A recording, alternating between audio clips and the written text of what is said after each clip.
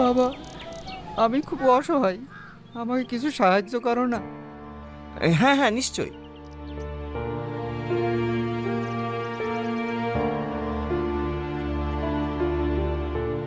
এই নিন। বাপ, তোমরা অনেক ভালো, তোমাদের ওপর আল্লাহ খুব ভালো রাখু।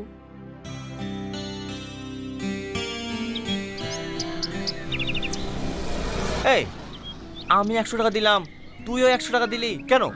কিছু টাকা বেশি দিতে পারতি। দেখ, তুই শুধু আমার বন্ধু না, একটা ভাইয়ের মতো। ওকে যদি আমি কম বা বেশি টাকা দিতাম তাহলে ও কিন্তু আমাকে অন্য চোখে দেখত। তাই আমি চাই না কি আমাদেরকে ছোট বড় করে দিক, বুঝলি? তাই আমি সমান দিয়েছি।